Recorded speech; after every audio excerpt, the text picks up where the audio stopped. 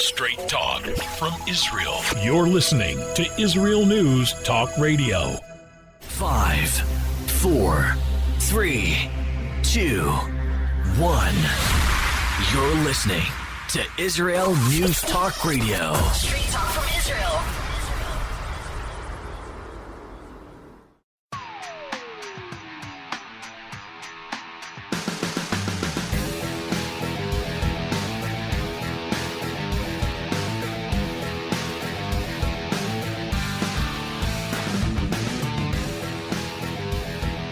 You're listening to the Tamar Yonah Show here on Israel News Talk Radio. This is going to be a different kind of show today. Actually, it's going to be an Israeli talk show host, me, interviewing an American talk show host, Michael Medved. It's U.S. elections time in the United States right now, and I'm going to be asking him about who he's voting for and why, and what he talks about on his radio show. I'm going to ask him to tell us about his listeners and them calling into his own show. Do they get angry regarding the elections? Do things get spicy and hot on the airwaves on his show? And what about the man himself, Michael Medved? Well, we're going to be sharing some embarrassing secrets about Michael. Now, wait, because before you judge me, I'm not doing this in order to embarrass him, God forbid. In fact, Michael Medved has a section on his own website exactly on this topic. It's called Some Embarrassing Secrets About Michael. So he's going to be sharing some of the funny stories that have happened to him in his life. This is going to be a very interesting interview. I think it's going to be very meaty as we get into the politics and the hot, spicy stuff about the elections, the tensions, the difference between the American youth today and the American youth from our generation. What's going to happen after the votes are counted and one side loses? What does he think is going to happen? I'm going to be asking him that as well, and a lot of other questions. I think that this is going to be a unique show that you're going to enjoy. I know I'm going to. It's not often I get to speak with my peers from across the pond. So don't go anywhere. We're going to be right back. You're listening to the Tamar Yonah Show here on IsraelNewsTalkRadio.com. Always challenging the status quo. Hello, I'm Rod Bryant on Beyond the Matrix here at IsraelNewsTalkRadio.com. I want to encourage you to listen each week, every Wednesday at the same time, for an amazing show that will challenge you, inform you, and inspire. News, views, and wisdom for the nations here on IsraelNewsTalkRadio.com. Don't forget, Beyond the Matrix every week, Wednesday, here on IsraelNewsTalkRadio.com. Now I'm making Aliyah today. I was born in the USA. Now I'm making Aliyah today. I was born in the USA. Now I'm booking my ticket on El Al today. Hi, this is Lenny Solomon of Shlock Rock, the greatest Jewish rock band in the world. Hope you enjoy our songs. Come on over and visit us at shlockrock.com.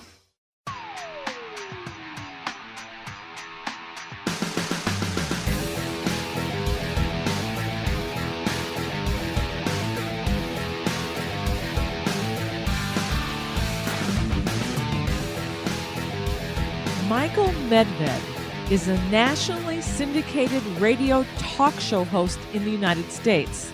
He's a political commentator, film critic, and is a best-selling author who has written over a dozen books.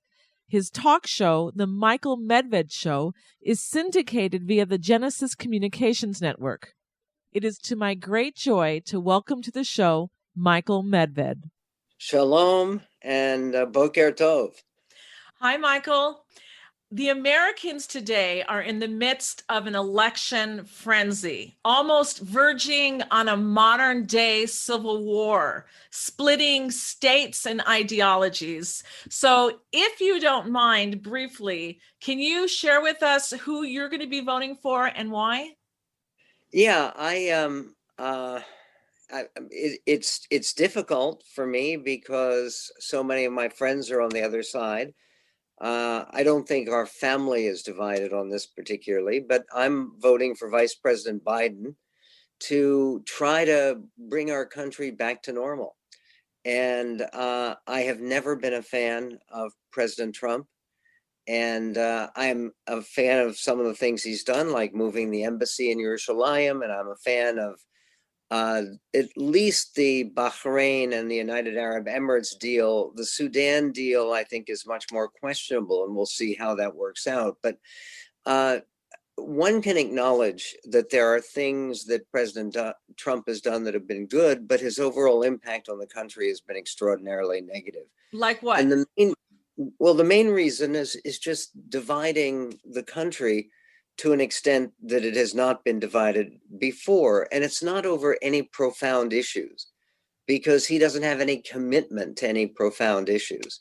It's just politics and gamesmanship and demagoguery. Because if you look at President Trump's proposals that he was running his campaign on, he wasn't running his campaign on just building a wall, but it was building a wall that Mexico was going to pay for. And of course, that hasn't happened. He has built exactly 14 miles of wall. The rest of the wall is a repair. And they say, well, it's terrific. We have a wall now that's 30 feet high, and it used to be only 12 feet high. And again, the madness of this period of time in politics has led me, a Republican all of my adult life, basically. I cast my first Republican vote for president for Ronald Reagan very proudly in 1980. And that, of course, is 30, it's 20 years, it's 40 years ago. And that's a long time. And I've been proud of all of the Republican candidates I've supported in the past. But President Trump, I think, is dishonest. I think he's a person of incredibly bad character. And he's someone who has damaged the country far more than any president in my lifetime. So I'm listening to what you're saying. And so my questions are for you. Besides not liking him personally, and besides building the wall between Mexico and the United States, and you're saying that he's dishonest, but you just saw what happened with Joe Biden with the him talking about fracking and then him going back on it. And then we heard about his son's laptop and how the big guy, the big man, whatever they termed him as, is supposed to get this money. And so explain that if you can. Okay, well, first of all, there was no money and there's no nothing. And these are the sleaziest people in the world behind this entire charge about Hunter Biden. So you don't believe it? Well, no, I believe it. It's fine, but it's nothing. None of that money actually went to anybody. You understand? This was a deal that Hunter, who is not, I would never vote for Hunter for anything. But Hunter is the president's son. It's as if in Israeli terms, you're making a big deal. What is Bibi's son's name who gets into trouble from time to time? Yair, right? Yes. Yeah, Yair Netanyahu.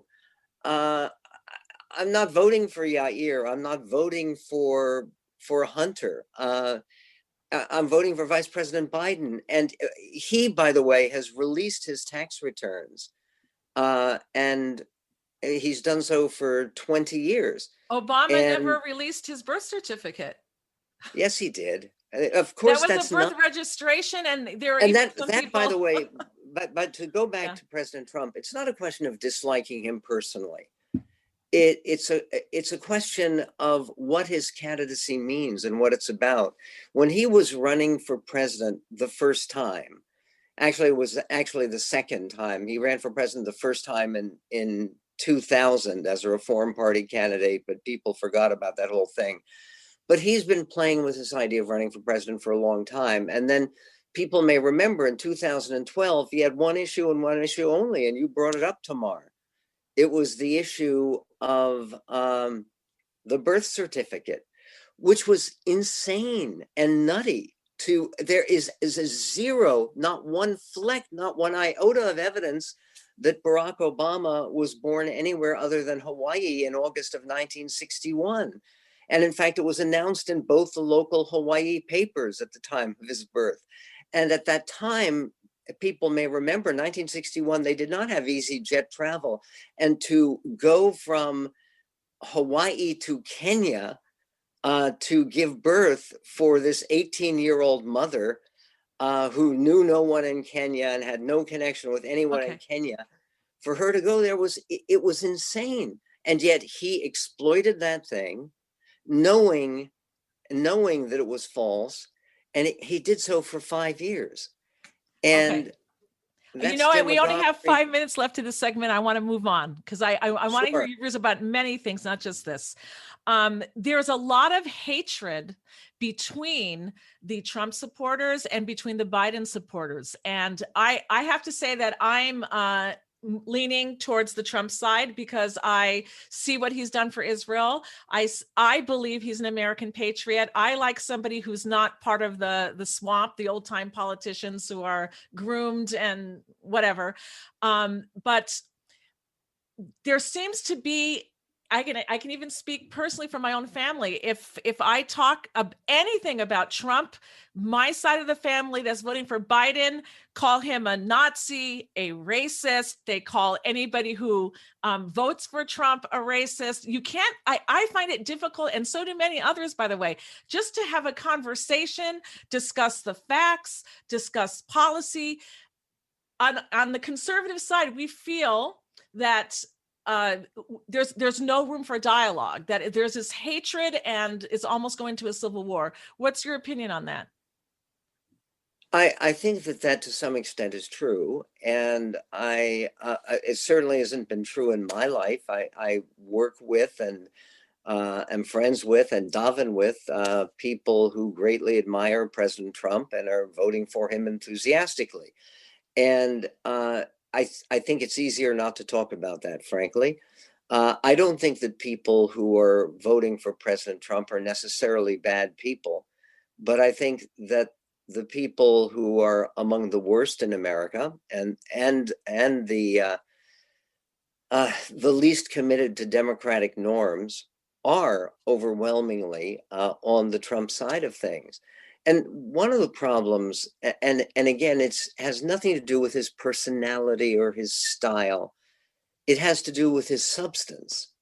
And the fact that what he has done to the Republican Party, for instance, which I've been involved with, as I mentioned, for more than 40 years, what he's done to the Republican Party has been devastating. Last election, we, the Republican side, lost 41 seats in the House of Representatives. We've lost over 300 legislative seats. Here in the state where I live, in the state of Washington, the Republican Party is a shadow of itself. And he's done all of this basically by attacking members of his own party, which no prior president has ever done. He just yesterday, Tamar, he issued a statement saying that even though it is increasingly likely Republicans are going to lose the Senate, and thank goodness we just confirmed the Supreme Court new Justice Amy Coney Barrett, that despite the fact that Republicans control the Senate by only 3 votes, he said there are Republican senators like Susan Collins of Maine, who is facing a very tough challenge, who he won't support because he doesn't like them because they don't like him. And his only standard of liking or embracing people appears to be their support for him. He is endorsed and is supporting 2 different senatorial nominees who are QAnon believers. And QAnon is open anti-Semitism. One of those QAnon believers, Lauren Witzke, who's the Republican nominee for Senate in Delaware, is also a flat earth believer. And she believes that the whole idea of a spherical Earth is a fraud and a sham. And look, there's no future for a political organization like that. All right, we have to take a break right now. When we get back, I want to be asking Michael about his own radio show and when he talks about politics and the callers that he gets and how he handles them. We're going to be right back.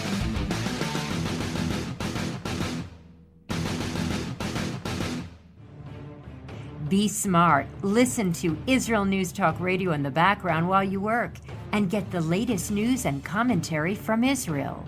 Israel News Talk Radio. Straight talk from Israel.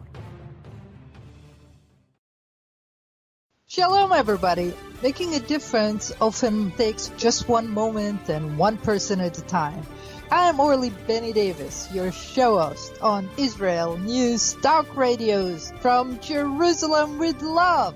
You'll be hearing people talking about politics, religion, social issues, and making a better tomorrow.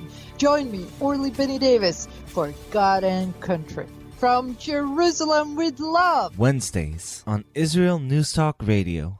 Psalm 23, the Lord is my shepherd, I shall not want. Did you know this psalm and many others were composed by a Jewish shepherd and musician who later became a king? Would you like to know some of the inner meanings of psalms to help you connect with God and strengthen your soul? An exciting and easy-to-read book is now available which will help you do just that. Software for the Soul, Psalms for Everyone, available on Kindle, Audible, and Amazon.com. Software for the Soul. You've come to the best station for hot news and sizzling commentary. אתם מקשיבים ל-Israel News Talk Radio.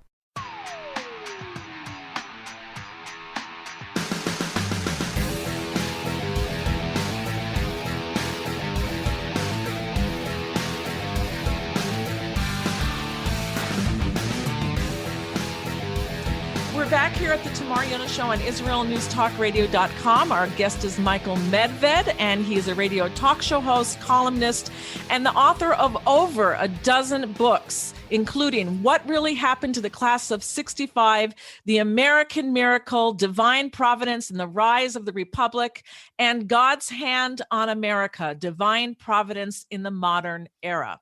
Michael, in the last segment, I wanted to ask you about some of the callers that you get on your show. I imagine with talk show radio, or radio talk show in America, and it being maybe leaning more towards the conservative side, I'm imagining. What kind of callers do you get, and does it get really hot on air because the tensions are so high between the two sides? Yes and no. Frankly,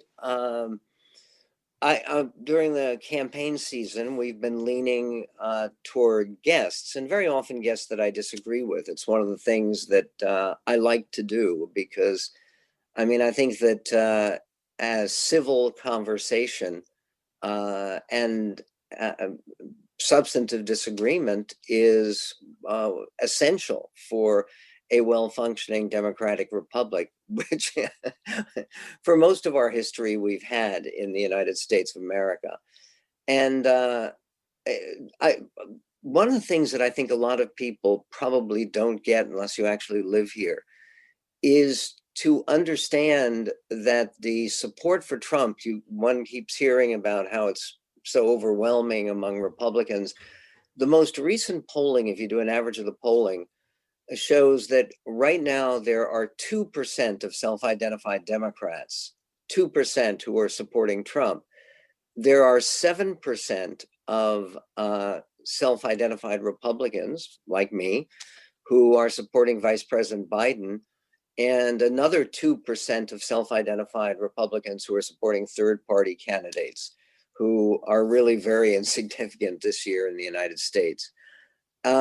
They're very prominent Republicans, including U.S. senators who I've had on the air, like Ben Sasse of Nebraska, and of course Mitt Romney of Utah, and Susan Collins of Maine, and many others who have actually been fairly courageous in speaking out against the president and some of his excesses. And again, I think that's important because it is only trying to work together, at least as a united conservative movement. And of course, most of the listeners to talk radio generally, and that's also true with my show, are conservative. Though when we've done market studies, about a third of the people who listen every day to our show, which is on from noon to 3 Pacific Coast time, that a full third of those people are self-described moderates or liberals. They do not consider themselves conservative. But I'm assuming that you're giving more of the talk about Biden, and I'm assuming that you have Trump supporters that call in. Has it ever gotten really hot on air? What was some of your experiences? Oh, sure. No, it always does, always did. I mean, it has. I've been doing this radio show since 1996, which is shocking to me when I think about it, that we've been on for almost a quarter of a century. But always around election time, it gets heated, and sometimes you have to be ready to push the dump button. We have a little 7-second lead time so that if somebody says one of the 7 words that are forbidden by the FCC, the Federal Communications Commission, you can dump out that word and escape getting a fine. It's so bizarre that happens. And you, on the host of the show, can actually be responsible for paying the fine for something that a caller says. Interesting.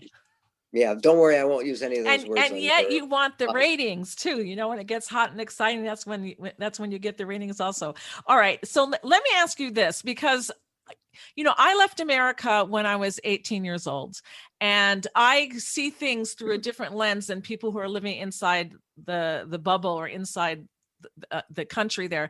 And I've seen a huge shift in values, in honor, dignity, the way education is today. I see a generation that is completely foreign to what I knew when I grew up in the 1960s and 70s in the United States. Do you see a difference today with the youth? And do you think America has evolved and gotten better in 2020? Or was it better when we grew up, in the 60s? I was, I'm sure I'm older than you, Tamar, and I was in high school in the 60s and then in college. I started college in 1965. I think in many ways, America has gotten better. Certainly in terms of, if you actually want to chart things in terms of what my friend Bill Bennett, who at one time was Secretary of Education and head of the National Endowment for the Humanities, Bill used to do something, I wish he still did it, called an index of leading cultural indicators, which measures things like drug use, suicide, out of wedlock birth, family structure, divorce. Do you know when America hit its peak divorce rate, by the way? 80s? Yeah, you're exactly right. Now, most people don't know that. Good for you. Lucky guess. You show yourself to be part of the elite. I'm just thinking of the decadent, 80s. So, well, 81 was the peak divorce rate. Divorce is way down. Out of wedlock birth is way down. People are much more likely to graduate from high school right now. It used to be in 1965, a third of Americans didn't have a high school diploma. Now it's down. And by the way, this is one of the great successes of American policy that nobody pays attention to. It used to be a majority of African-American kids did not graduate from high school. Now the high school graduation rates are pretty much the same, and it's about 90%. And partially college, I don't know. I have all kinds of, I go back and forth about the utility of college. But high school, if you don't graduate from high school, you're not going to have a good life. It's going to be very, very tough for you. And in all of these areas, America has gotten better. Americans are, the out of wedlock birth rate has gone down, except recently. And it's quite recently, in the last 10 years, there seems to have been a recurrence, and certainly the drug use, which is devastating. I'm going to be talking about on my radio show today. In San Francisco now, they are losing more people from fentanyl overdoses than from COVID-19. And the COVID thing is a complete disaster here, as it is, I know, in Israel as well. But all over the world. Yeah, it is. But you see these same patterns all over the world, and no one has a very good explanation for it. Is we had a period where all the indicators, poverty, dysfunction, crime was going down so dramatically that the murder rate in New York is still 1/3 of what it was in the early 80s. It has gone down very dramatically. I just have to interrupt you here and just say I see things so differently than you, because I see families, the family structure is broken up. I see that there is very little honor and dignity today. I see even the way in the culture realm, how people dress, how you dress also shows culture. And all of these things, I just see a decaying of the youth of today in their values. Yeah, go ahead. You may be too young to actually remember the 60s when it came to the idea of people walking around nude. And that was the hippies. Okay. I do remember it. Okay. I do remember. But it became very influential for the whole culture. And that was this time of the sexual revolution, and everything changed after that. I realized that. And that was perhaps, part of the beginnings of the decaying of, until we've arrived to where we are today, where there's no respect for kids to their parents treating their children like even on television shows, they depict the parents always as dummies, and the kids are always smarter than the parents, and the kids are always rolling their eyes about how silly their parents are. You don't see any of that? It doesn't. No, of course. I wrote a book about it that was published in 1992 called Hollywood versus America, that was a major bestseller. And one of the chapters in Hollywood versus America was called Kids Know Best. But I'll tell you what has changed so dramatically about all of that, and even everything you're talking about, is choice. Is that it used to be, even when I wrote Hollywood versus America, it was basically 3 networks. And now, because of cable television, and certainly because of the internet, you choose your own entertainment, religious movies. And by the way, who would have ever thought once upon a time that there would be an eager audience for Haredi motion pictures in the United States? It exists. And basically to say that, now, again, I agree with you. I think the last 10 years have been difficult, but it is very important to understand that the period before that, there are very dramatic improvements over the last generation in many areas of American life. Okay, everybody, we're going to be right back. Don't go anywhere.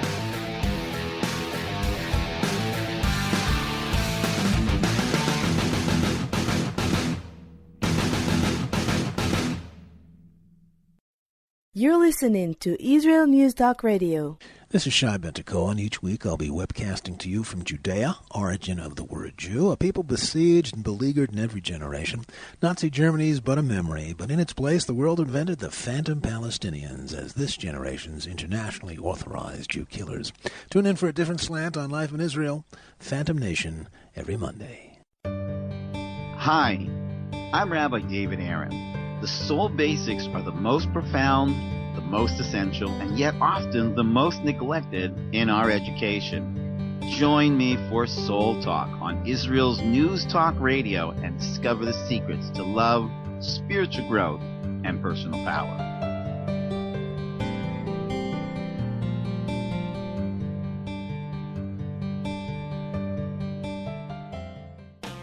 How did a nice Jewish girl from Delaware end up living in Israel? Shalom, I'm Natalie Sapinski. Join me on my show, Returning Home. Meet different people who have moved to Israel. Hear their personal stories, their highs, their lows, and everything in between. Each week, we talk to experts on immigration and the process of moving to Israel. Listen to Returning Home every Thursday, only on Israel News Talk Radio.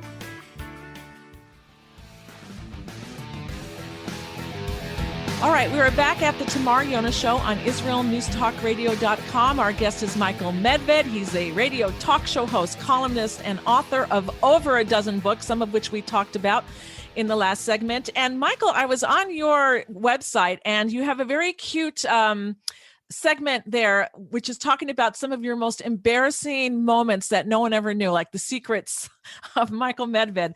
And so I wanted to ask you about that. But before I do, I just want you to go over, I know you have two new books out, your two latest books, I should say, The American Miracle and God's Hand on America. What would you like to tell our listeners about that? The theme of both books, and one is about American history from the very beginning and the arrival of the Pilgrims in Massachusetts in 1620 through the assassination of Abraham Lincoln. And the second book begins on the night of Lincoln's assassination and goes to the present day. And both books are on the theme that America is not an accident. As somebody who tries to be a religious person, I don't believe that anything in history is an accident. I think God's hand, that hashgacha is very much a part of the way history shapes up. And with America, there's no rational reason to have predicted or expected that the dominant civilization of the last 100 years certainly would arise in North America. And in the new book, I associate that specifically with the sudden outpouring of Jewish immigration from Eastern Europe that actually began after the assassination of Tsar Alexander in 1881. And that portion of my book was serialized in Commentary magazine. Very interesting. And I love talking about history and learning about history. So very interesting books that you wrote there. Going back to your website, I want to know more about you, Michael Medved, as the man. So once on a trip you traveled, and I assume you drove from Connecticut to California in the astonishing time of 76 hours. How crazy was that? And what did you learn or take away from that trip? Because I remember once going with my family as a kid from Southern California to Chicago and back with my father driving our Ford station wagon, and we camped out along the way. And it took us weeks, almost the whole summer, to go back and forth. And I just can't imagine what it's like to do that in 76 hours. What did you take away from that? Well, I took away a bad case. I didn't drive. I didn't have a driver's license at the time. I was 16 years old. And I hitchhiked with my buddy. Wow. And my buddy, Steve, and it was during reading period. I went to Yale, and I was young, and I was 16. And reading period is the 1 week that you have off from classes before finals. And being a cocky and obnoxious young person as I was, I thought, oh, what a great time to hitchhike home, because I was missing my home in California. So here it is, January, and we're hitchhiking through and Wyoming. When we were going through Wyoming on Interstate 80, it was 20 degrees below zero, no exaggeration. And I was wearing tennis shoes and frostbite. That's part of what I take away from it. The experience of that particular hitchhiking trip was distilled into a short story that I wrote called Cross Country, which was my first. It was included in a volume of Young American Writers that came out in 1970. And it was my first publication by my longtime publisher, Random House. My last 5 books and then 2 previous books have also been with Random House. You were once in a donut eating contest. Okay, you have to tell me about that. How old you were when you did it, and what did your parents say if you were like underage? I don't know. Well, my parents had no knowledge of it because they were securely and safely back in California, and I was in New Haven, Connecticut at Yale. I was a junior at Yale. It was the summer of 1968, which was a fairly eventful summer for me and for the country. And it was at Dunkin' Donuts off the New Haven Green. And I actually finished second, but which was pretty good. There's a sailor who was way ahead of everybody, but then he disqualified himself moments before the end. If you can't keep the donuts down, you're disqualified. At least I kept the donuts down. And what were the after effects? Did you throw up? Were you sick the next day? I didn't sleep well. I was okay the next day, and I got to my work at the time. I was working as a teacher that summer. So and my students never knew about this, but now the whole world does. And how long was it until you had another donut after that? Actually, I don't think I've ever liked Dunkin' Donuts since then. Okay. Even though they're kosher in some places now. All right. One last question, because I forgot to ask you this, and it's a serious question now, and it's not about you. It's about what's happening today in America. I'm sorry that I passed this question, but I'm very concerned that after November 3rd and a winner is announced, that there may be the case where either side is going to blame the other side of cheating, and there's going to be no one's going to accept it, because you write here also on your website that Trump has said that he may not go over, give up his job and leave the White House peacefully if he doesn't believe it was a fair election. And people are saying there could be a coup afterwards. There could be rioting. Tell us about what a scenario could be. I don't think any of those scenarios are realistic. First of all, I don't think it's going to be close. It's at least 1 week before the election. You can't predict anything in American politics or in Israeli politics for that matter. But I don't think it's going to be a particularly close election. And look, I think one of the things that this really indicates is the great need to unite the country around cleaning up the whole way that we handle elections in the United States. Right now, we do so much buying and selling on the internet. People risk literally millions, billions, trillions of dollars on the internet. Surely internet voting ought to be possible rather than relying on paper ballots and mail-ins and this incredibly outmoded, it's not just 20th century technology, some of it's 19th century technology. And look, we can do better than that. And I think that's an area in which America should lead the world, not on disputed elections. So you believe that there's going to be a peaceful transference, whoever wins, whoever they say who wins?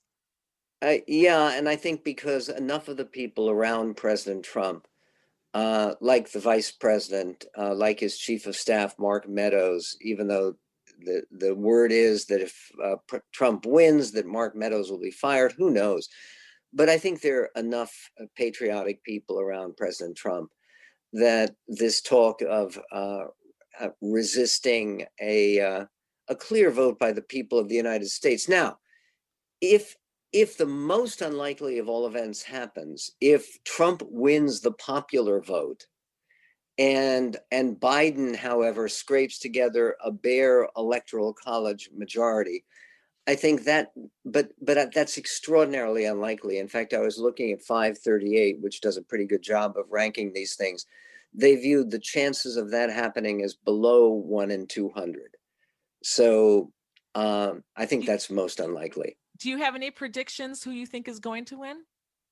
I do think Vice President Biden is going to win. And if he doesn't, how are you going to take that? You're not going to move to Canada, right? No, of course not. But I will be working with other people to try to repair and redeem and restructure the Republican Party, because there simply is no future for a Trumpian Republican Party in our country. I mean, there's just none. And you can look at what's happened. In other words, part of what's happened here is there are fewer close state elections. That's why there's all this attention on that handful of swing states that could go either way. If you live in California, which is 40 million people who live in California, it's 55 electoral votes. Neither candidate has visited California at all, because everybody knows it's going to be for Biden. The sort of fragmentation of American politics, the polarization, you're either all one or you're all the other. Every great American president, every near great American president has learned how to work in a bipartisan fashion on things that matter to the country. There are no exceptions. There are no exceptions. Michael, we only have like about 10 seconds left, so I'm just going to ask you, last question. What would you like to leave us with? That America will be okay. Otto von Bismarck, and on an Israeli broadcast, I can leave some wisdom from the former Iron Chancellor of Germany, right? Said God has special protection for drunkards, imbeciles, lost dogs, and the United States of America. I believe that special protection still operates, and that's why I do assume that the election will be fairly, frankly, and fully resolved, and that Americans will come together as we have at our best in the past. From your mouth to God's ears. Michael Medved, thank you so much for being with us. And again, anybody can go and order his books off of Amazon or his website at michaelmedved.com. We will link to that website on our webpage where the show is podcasted. Thank you so much for being with us. What a pleasure, Tamar. All best. Kolto.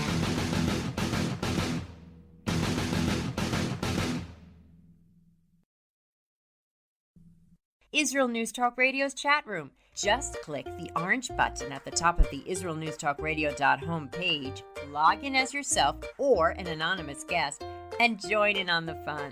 You'll meet other listeners from all over the world who listen to Israel News Talk Radio, and you can make new friends. Israel News Talk Radio's chat room. It's the closest you can get to being in the studio with us. We love listening to Israel News Talk Radio. Where can you get the inside news on Israel? At Israel News Talk Radio, we're dedicated to sharing Israel's inside story with the world by providing our listeners with news on Israeli politics, current affairs, and Israeli Jewish culture. The Israel News Talk Radio homepage also provides you, the listener, with useful information at your fingertips, with scrolling news headlines, weather, currency exchange, Shabbat candlelighting times, and so much more. Our radio programming is always accessible and on demand. We operate absolutely free of charge for everyone, everywhere. If you love what we do, partner with us now by becoming an Israel News Talk Radio supporter. With your support, you'll be inscribed on our Israel News Talk Radio Wall of Fame. There's nothing like us in the world. Be part of something great. Israel News Talk Radio. Straight talk from Israel. If you love Israel News Talk Radio, then you'll love our Facebook page. We keep you up to date on what's happening in Israel, plus little surprise treasures that we don't share on the radio. Go now to follow us on Facebook. Just look for the Israel News Talk Radio Facebook page, and don't forget to subscribe and follow us by clicking on the like button.